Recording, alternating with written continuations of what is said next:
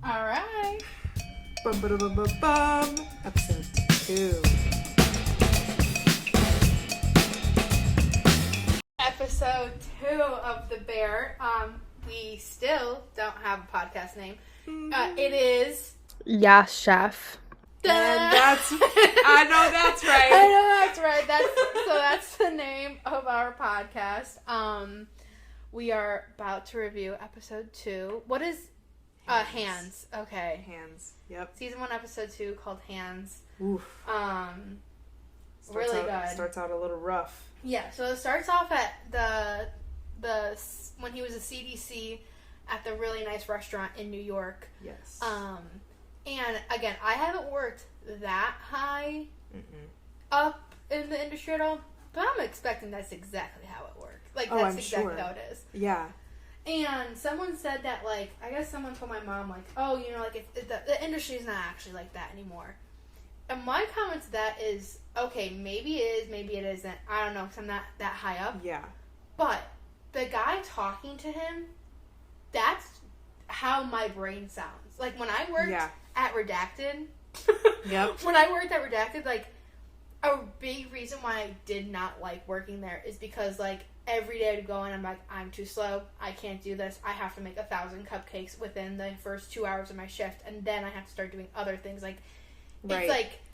It shows very much, like, the all or nothingness of production, you know? Mm-hmm. And it's so... That's kind of, like, how this differs, too, because...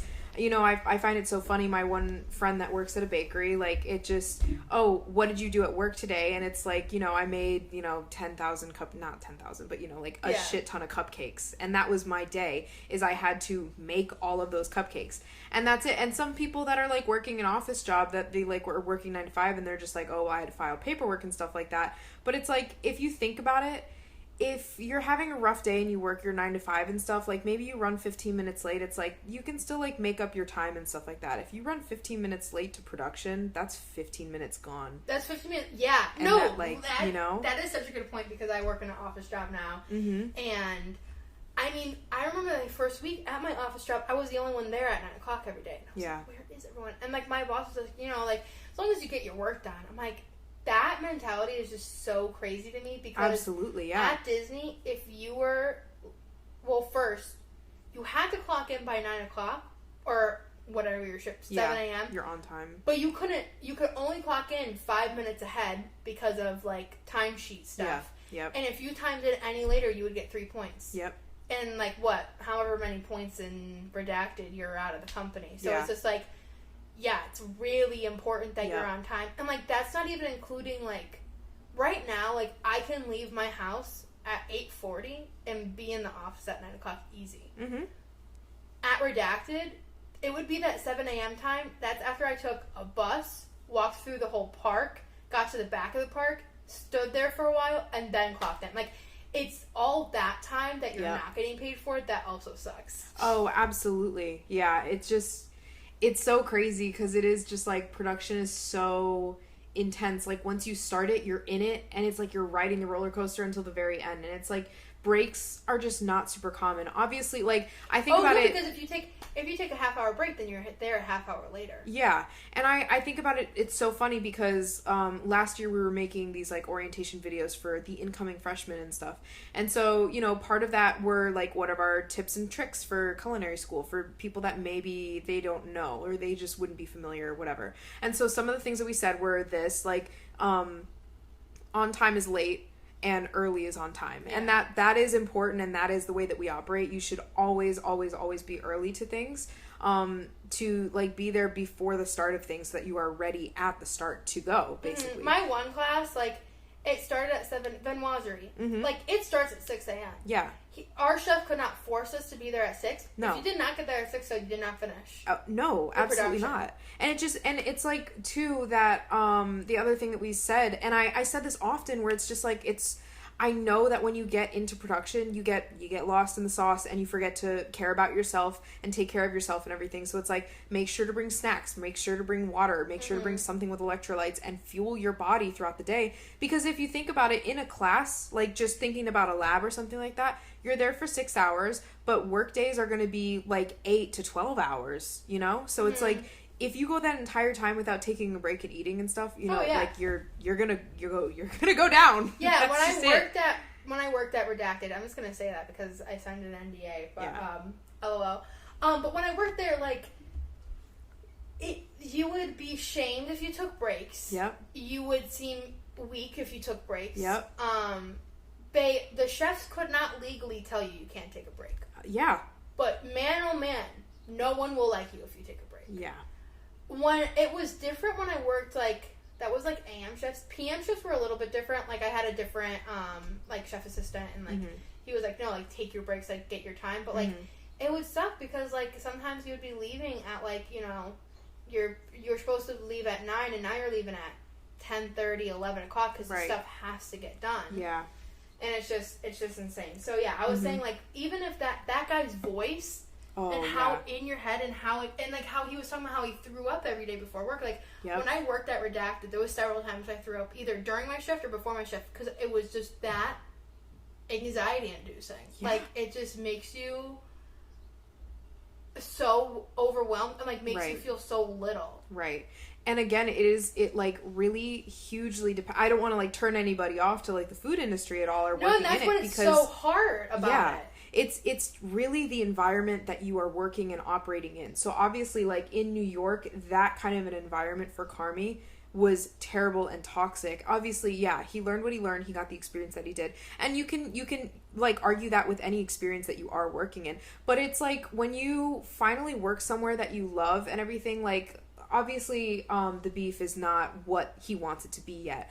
But it's a different change of pace. And it's a different environment and everything, and he has a little bit more control, I feel like. Obviously, at this point, he's still struggling for the respect of, like, everybody else. Yeah. But I think that he has, you know, a little bit more freedom in that space, you know? And, like, anybody can also feel the same way, like, when they're in a change of environment like that, especially in the food industry. So it's like, there's places like that where you are so stressed out day in, day out, and you're like, I don't know if I can do this every single day, like, thinking about quitting. But the only way to work up, like, and the only way to get some relief is if you do it. Yep. And, like, that's, like, the hard truth of it. And, like, they had now, paying like... your dues. At the school we went to, they had, like, a culinary panel board during, like, the week where everyone comes in to do the career... Yep. What is it? The career fair. Yeah. Like, the career fair. Yeah. They had, like, a panel with these judges, and they were talking about the new work-life balance thing and how... this one chef was like, you know, my chef yelled at me in my face, told me I was worth nothing, but why do I have to do that? Mm-hmm. Like, do I have to do what my chef did? Right. Because, like, and I think, like, and everyone who works in the kitchens, I feel like they all have such, like, it's a form of, like, trauma. Like, not to be dramatic, but it is. Yeah. Like, not as bad as, like, a police officer or, like, you know, PTSD like that, but, like... No. Being in an environment where it's loud, yelling, you're criticized for every single thing you do. And, like, if you do anything wrong, like... Yeah, and it's just, like, yeah, it's hard. And, like, how everyone... You're always... If you're good, you're the bad guy. Or, also, if you're good, you're working more. Yeah. I was the only intern at Redacted. Yep. Me and these two other girls were the only people who worked 6 days a week. And I was like, so you're telling me that I only get 1 day off because I'm good? Mm-hmm.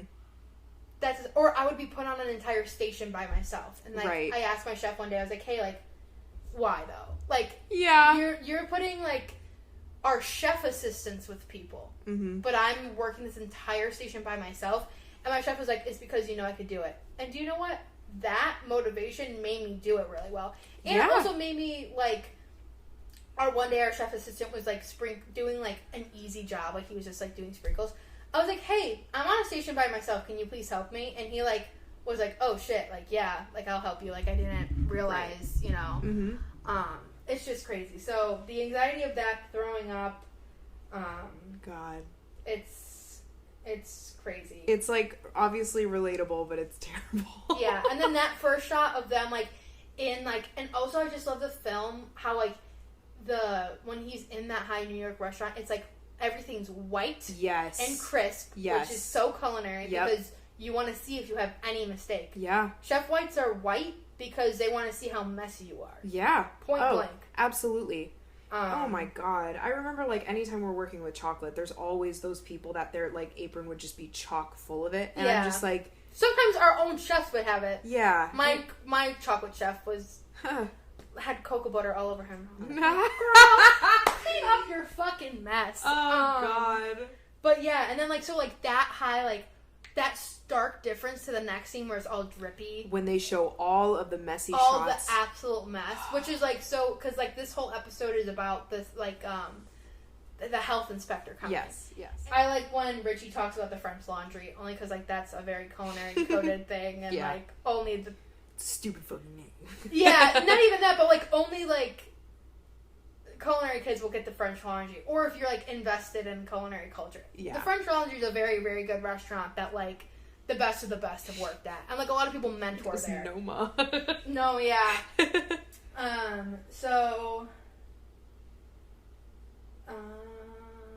Yeah, that cousin saying "fuck your French Laundry" made me laugh. And then this is also the part where cousin talks about DeVry. Oh my God! Another niche like Illinois thing. Because it's like when they said DeVry, I was like, it shot me back to all the fucking ads about fucking DeVry University. And it's also funny because he's like, I went to school too, and I think that's so important. So Richie reminds me so much of my friend's brother. Yeah, like to a T. Very similar. He went to college, didn't finish, but like still put in like knew he could do it, but like knew it was stupid, so he didn't do it. Right. And they're just like these that like mentality. Lost souls that like really don't know what they're doing, and like, oh, it's just so good. And like he talks about DeVry, he talks about how hard it is, and then like the last second, it's like the little quip little lines that they have. He goes, "Did you graduate?" And he goes, "Fuck no." I'm like, that's so funny because he just like talks about like, "Fuck Noma, I went to DeVry." Yeah, and he's like, "So did you finish at DeVry?" No, of course not. But the next scene is Carmi when he's on his hands and knees scrubbing the entire kitchen when it was messy. Yes, and this is just also very like higher end culinary core because like. It was nice at Redacted. Like, I didn't really... Like, you would have to do that to a point, but, like, I didn't have to do dishes or anything, which is really nice. Yeah. But there was a moment... Have you ever had a moment in culinary school where it was, like a distinct memory of you being on your hands and knees cleaning something that no one was cleaning? Yeah, in chocolates. And I have a story about chocolates, too. Yeah, okay. In chocolates, and, like, obviously, chocolate's dripping everywhere. It is what it is. And you can't really get that out with a scrub, so you have to get, like, a little scraper. Blowtorch! Well, no, not... I would scrape it off. I just got my bench scraper, and I would just give it a little scrape and then sweep it up. That's what I did. And so I would always be, like, nobody else wanted to touch it, and so I'd just be on my hands and knees just, like, scrape it away. There was my story that I wrote in my notes is that I was in Entremet, and we were doing chocolate garnishes that day, and no one wanted to clean up the chocolate, so I had a torch gun, and I was on my hands and knees, literally looking at every single speck on the ground. And if there's a little piece of chocolate, I would blow a torch it to heat it up and then wipe it away with my warm cloth. Yeah. And my chef was like, "Is anyone going to help Marita? Like, she's doing this by herself." No one listened to our chef. Yeah. And I was like, well, shame on you because someone should listen to you. But anyways, so it was really nice though because he got on his hands and knees and helped me. So like it does show that like even the higher ups like Carmi and like normal chefs, like they'll still do the like. My one chef at Redacted loved doing like dishes. Like it's like a known thing that like CDCs, like those people, they like doing dishes because they like not thinking about anything for a little bit. Of course. And it's also just like this is something that I think a lot of places struggle with, and I know that for sure. Like the way that my team operated at JWU too, like we were very much like machine mentality, and so like Zach, our supervisor, was always like adamant on us about like performing at our best possible like. What's it called? Very productive, like as productive as we can be. Mm-hmm. Yeah, like, and anyways, he was always saying like at the place that he worked beforehand, that, you know, instead of doing months and months and months of work and then doing a deep clean, deep clean regularly, and then it becomes less like tedious to do all at once, basically. So, and it's just like, can we just keep up with that mentality? Because if you think about that in the lab sense or in any kind of workplace sense too, it's just like these day-to-day tasks of, you know, like, I'm gonna bring up no, I'm not gonna bring that up. You can bring it up. No. No one's gonna listen to this. Oh my god. Well, I'm like at Tizzy's, you know, like our topping table and everything, where it's like sometimes people don't want to pull it forward and like sweep up behind it. They'll let it accumulate for like maybe a week or something, and then they're like, like I don't really want to look behind there. But it's like, if you just do it every single day, it's not scary. It's just a task, you know. You just sweep it up and it's done. Like in that same class with the blowtorch, I remember we had a deep clean in that class. I think it was like a deep class, or he just made us deep clean on the last day. I think that's what it was. Yeah. And my fucking job was, I kid you not, just scrubbing the walls. Yeah. Just all around the walls. Just like there was like tile on the wall, so I was like scrubbing the grout. Just. And make sure that everything, like... Well, I fucking distinctly remember there was this one situation when, like, I don't remember what the terms were, but, like, something was going on in one of the labs at school, and the class that was in there did not clean it correctly, and so we had to go in and clean it. And so none of us are happy about it. It's not our classroom. But we go in and like, that is the most intense deep clean I think I've ever done on a room. And, like, we're, you know, scrubbing the walls, scrubbing the tiles with, like, 3 different chemicals, scrubbing the walls, trying to get the ceilings and stuff, like, dusting, getting the tops of everything, like, did all of that. Moved the fridges to get behind the fridges and everything. So we're doing literally all of this. And then someone came in to check it and was like, this and this are wrong. We need to do it over again. And we were like...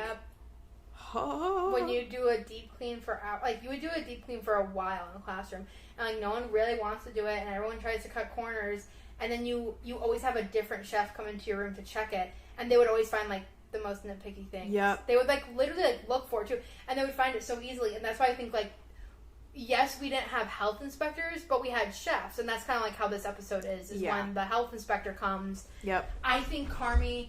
So the health inspector comes the day after he does the hands on the knees scrubbing and stuff. And I think it's very interesting because you see her come in and she's ready to do like the health inspection, and Richie immediately trying to like talk her out of it, trying to make him seem like the place is fine, trying to like, and which just makes her angrier. And when you have a system and you work like Carmi, you don't have to worry about the health inspector coming. Yeah. So he was like, just make yourself at home. Check anything that you need to check. Like, we're here. Yep. And, because, like, when you work, I mean, when I worked at Redacted, health inspectors would come all the time. Yeah. And then, same at, like, I had the health inspector at a bakery that I worked at and stuff. So, crazy stuff like that. Yeah.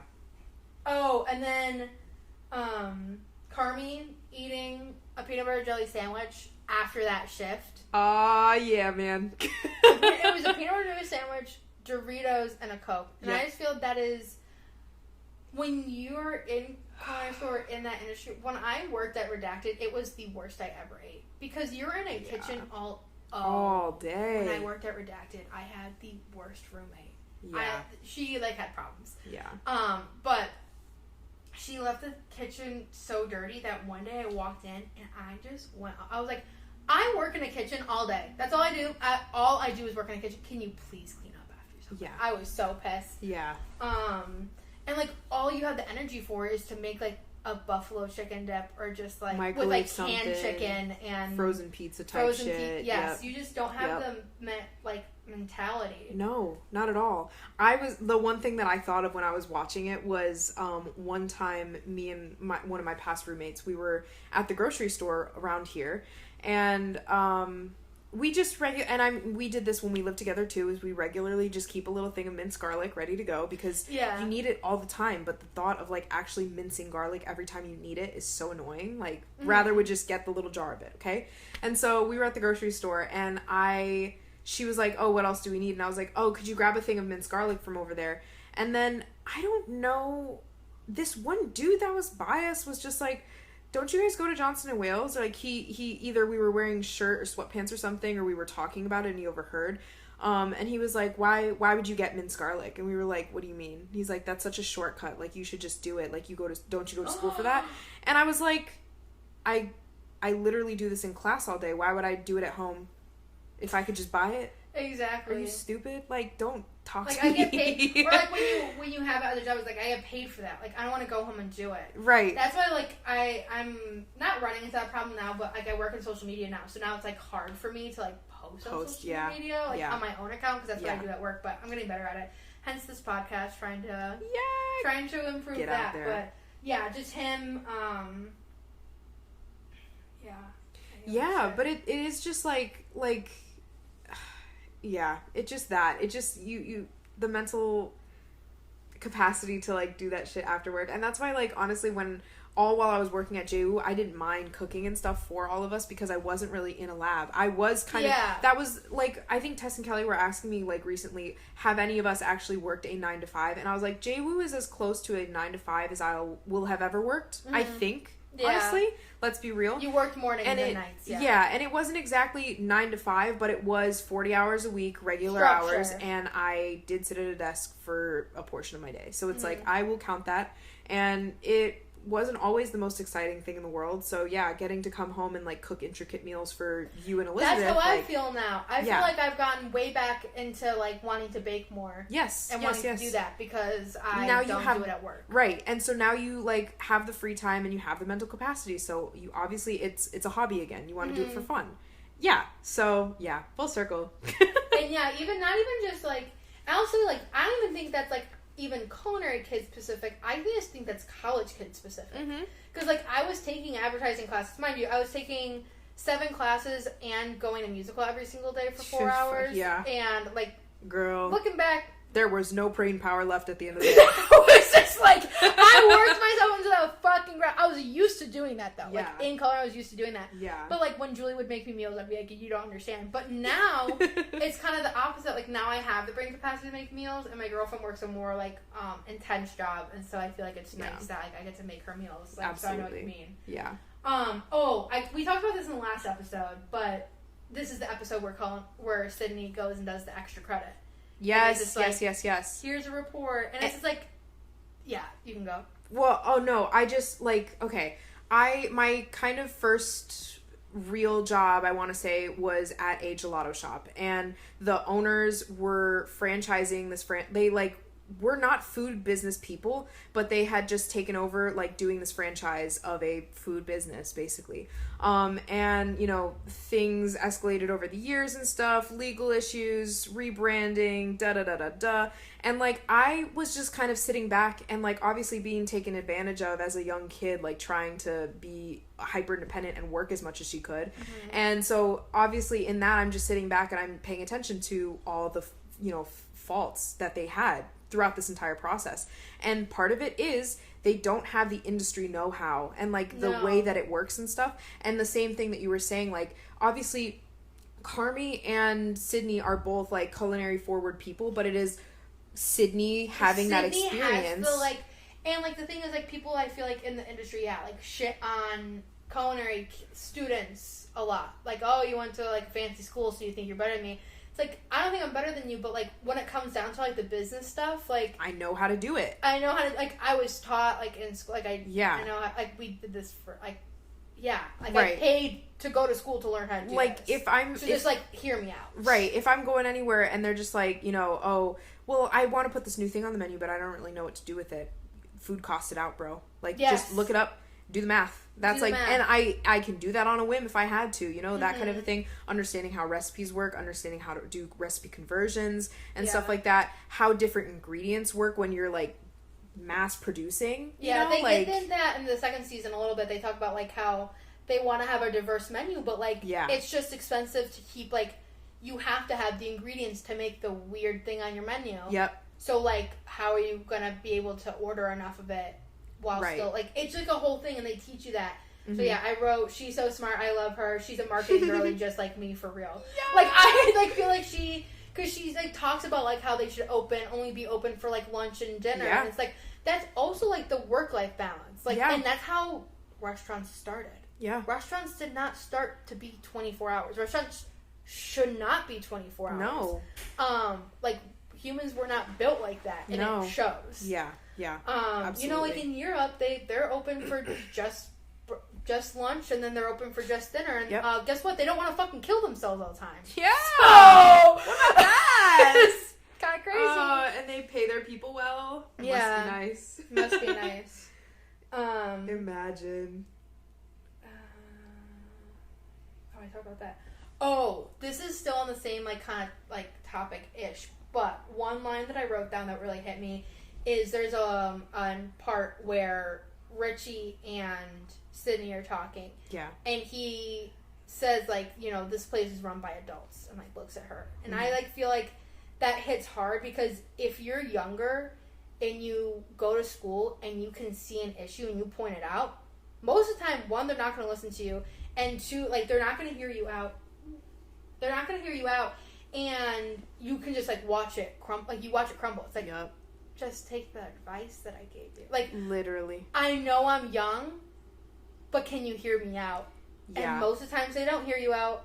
I have had countless interactions from mostly older male people that I've worked with. Especially as a female. Yes. Especially as a young female. And this is where the imposter syndrome comes from. Yes. Or, late teens and stuff, I'm trying to just do my fucking job, and I know how to do it because I've been here for a long time, but then an older man comes in and is just like, why are you telling me what to do? And it's like, well, you actually just started. But it, I know that not the same sense in the youth, obviously, but it is just that, where you're, you obviously you have a fresh perspective, and you have an understanding of something that they may not see or may not be able to see, and it just, them being closed-minded. Being at that restaurant for so long, they are not wanting new perspectives. They don't want to listen to Sydney. And I just think that's so culinary kid coded. I don't know. I just I thought of Tizzy's in the way of, also, Tizzy's is this great ice cream place that I work at. Oh, yeah. To fill the audience in, yes, Tizzy K's works at a cereal milk ice cream shop. Yes, here in Providence. It's delicious. Come check it out. But anyways, it's that change in mentality, because it's been many work situations where I have said something and just been glazed over. But at JWU, when I worked with Zach at first, and I had opinions on stuff, I was scared to, share them at first. And he'd just always be like, no, I'm open to it. I'm open to your perspective. I want to hear it. Mm-hmm. And I want to offer mine and stuff. And it was this great, I felt very collaborative. And that was it really, it's very rare, and it was great to be listened to. And then again at Tizzy K is just even a level up, because I felt respected, and I felt really loved by these people that brought me in and wanted to show me these systems and see if I could see it differently and see a way that it could work better. And I'm to be brought into a new place and ask my perspective is just groundbreaking for me. That's never happened before. And even we are young, so we don't expect you to hand over the business to us. But just hear out what we have to say. Of course, yeah. But it's just that open-mindedness just can take you so far, And if you look at if you look online right now and you go on Google Images and you search male chef, it is men, white men. White men. Let me be specific. Yes. White men in a kitchen smiling. Yep. And they're usually smiling, arms crossed. Yep. You look up female in the kitchen, they're holding knives. They look angry. And it's they have to show that aggression, and they have to be mean in order to be respected. Mm-hmm. And that's why I'm when I worked at Redacted, there was probably 26 higher up chefs. I think there was literally maybe 3 of them were female, and 2 of them were very butch presenting lesbians. Yeah. I'm the only way to earn respect in this industry is if you act like that. So I don't know. His line about this is run by adults and you don't know. I was Sydney gets fuck off. I was Sydney my girl gets it. Oh, we are one and the same. And then when they get a C in the health inspection, Sydney's face is so funny. Oh my god, if you really break it down individually, all of their reactions, horrible. Because immediately Richie and Carmi start going at each other, and Sydney doesn't even pay any mind to it. She's just oh fuck. As if the world is weighing on her individually. Fack in the background is just not a C. It just, everyone's faces are just oh fuck, what do we do now? Yeah. And then my next comment is, I just want to talk to the actress who plays Sydney and ask her if she knows a culinary kid, or is this purely based on research? Because it is so insane how specific her reactions and phrasing and how she reacts to Carmi. Literally. Like, it is... Does she know? I want to, like, snip this and, like, tweet it to her. Be like, please. Do you know who taught you? Who do you know? Who do you know? Here? Because like the call's coming from inside the house. There's no way.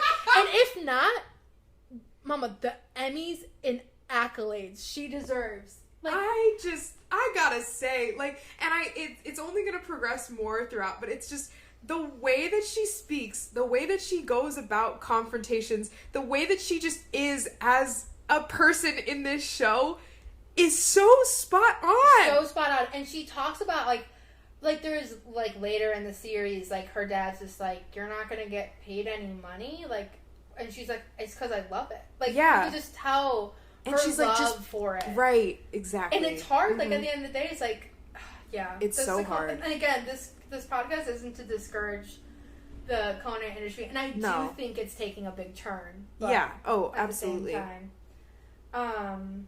Oh, and then I did leave that. I think it's interesting that they fought about the cigarettes being on the counter. Mm-hmm. And then at the end, they don't even take them off the counter. Like, the whole fight was about the cigarettes, and then they don't even move it. They don't even move it, yeah. It's showing how they're just not paying attention. No. I also said all the shots of Chicago makes me very homesick. But, like, / also comforting. Oh, 100%. Like, I love seeing, like, the video. Yeah, just seriously. Just, so this next part is when where Richie and Sydney are together, and I love their dynamic, and I want to, like, deep dive a little bit into this. I know we're already 31 minutes in, but, like, I don't care. I'll cut some parts out if we need to. Yeah. But my favorite thing that he says in this, like, next part is, everyone treats Carmi like a baby. I was once a baby, too. Like, no one fucking treated me like a baby. Why do we all have to treat Carmi like a baby? Yeah. Oh, and then he talks about how he talks to Sydney and is about, like, how Carmi didn't let him work at the restaurant, but then gave the restaurant to him. No, Michael. Mikey didn't let Carmi work at the restaurant. Yes, yeah. Sorry. No, you're good. Because I think it's because, like, that's a very big, like, nod to, like, Mikey knew how good Carmi was. Absolutely. No one in the family was, like, talked about it. Like, obviously, Richie talks all the time, like, fuck this, fuck French laundry. But, like, you can tell that Mikey really does know Carmi and like Carmi and trust Carmi. Yeah, and, like, Carmi saying, like, I wanted to work here, Mikey wouldn't let me. And it's just like, yeah, because Mikey knew... Mikey wanted you to grow. And that's part of why Sugar in the first episode, too, is just, like, Carmi was like, I'm going to fix this place. And she's like, literally no one is asking you to. No one's expecting you to. You know? And that's... But I think he's so honored that Mikey, like, left him the restaurant. He's like... And there's the little drawing of the bear restaurant. So, that it zooms in on the first one. Yeah, so he's trying to make it into what he... used to talk to his brother about what he wanted to make. Yeah, he's like, obviously unfortunate circumstances, but this is finally my time to do it. Like, yeah.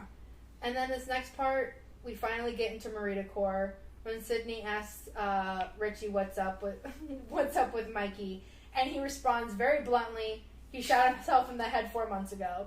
It's giving Marita. But I'm telling you, people who I don't like, and I know Richie doesn't like Sydney, like, people who I don't like who would ask me, like, what happened to my dad, like, I'd be like, oh yeah, he shot himself. Usually, when I did it, it was to get a reaction, but you can tell that he just hasn't processed it. Like, he just, like, he's that's just what happened. That's just what happened, yeah. And then, in, like, the next sentence, Sydney's like, oh, like, you know, was he a cousin on your mom or dad's side? He's like, no, he was my best friend. Yeah. That... so fucking depressing. Yeah. Because, like, it just shows, like, I don't know, it just shows how close they were and how much he loves him. It absolutely does. And it, obviously, like, the fact that, like, Carmi also calls him cousin and stuff, like, that's their dynamic. It shows, like, they are family. They are family. Yeah, absolutely. And, like, how close it is. Like, even though they're all, like, I do love that. Mm-hmm. Richie also being a divorced dad. Yeah. Very relatable thing. I watched my siblings grow up with divorced parents, and then my dad died, LOL, when my mom and dad were getting divorced, so I didn't have to, like, live that fantasy, but Richie gives Yeah. divorced South Side Chicago dad to a T. It's kind of insane, actually. Oh. I'm like, it's literally really crazy.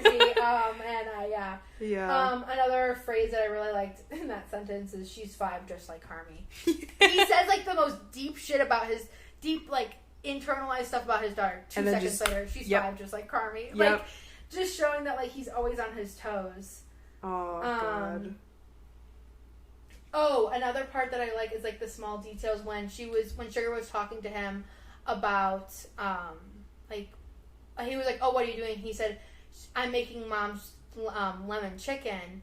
And then he writes it down. Yep. I'm like, that's because, like, he wants to have this be a family-based restaurant. Yeah, oh, absolutely. And, like, have it be based off that, and I just think that's, like, really nice. Mm-hmm. And then, I did talk about this earlier, I think, but one of my favorite parts in this is when she says, you know, a big part about being a chef is about taking care of people, and how can you take care of people if you feel awful about yourself? Yep. And it's just, like, that's just, like, really where the industry is turning. Yeah. Like, into that. Yes. And I'm glad. Which I'm glad, yeah. And I hope this show, I think this show is really highlighting that and, like, showing people that. Yeah. So, my last note was just, like, even, like, I feel like in a lot of culinary shows, they don't show all the details. And so just, like, just, like, Carmi washing his hands with the pink soap and, like, the gross-looking soap box and a small hand sink, like, it's just so specific. And they don't cut that out. And they don't cut that out for a reason. Yeah. They want you to be, like, so immersed in what's going on. Yeah. So. Yeah. It just... And then, did we talk about... No, the end.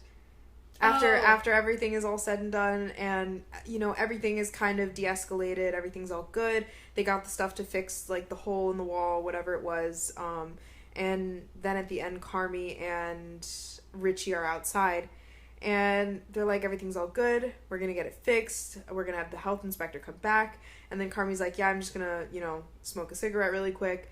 Richie goes inside, and then he's like, oh shit, it was him.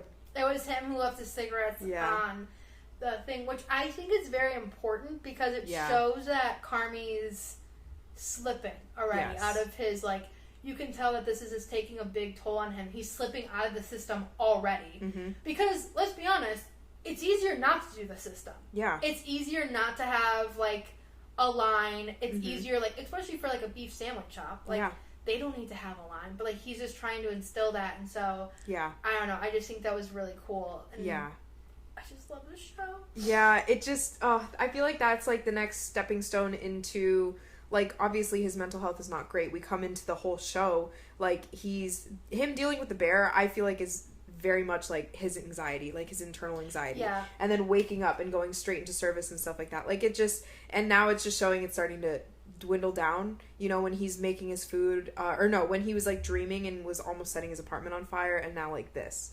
So, we'll see where this takes him. And then also at the end of the episode is when Cicero is, like, you know, this is, I guess, just more about small stories about our life while watching the show, but, like, when Cicero is, like, asking about the money, he, like, does go back to Sydney's plan and, like, does look at it and, like, gives it a chance. And I just think that's so cool. Yeah. Because it reminds me of your situation that you're in a lot right now with Tizzy's. Like, you went to culinary school and you're like, no, like, I got a master's degree in business and I can help you. And it's just very cool. Oh, absolutely, yeah.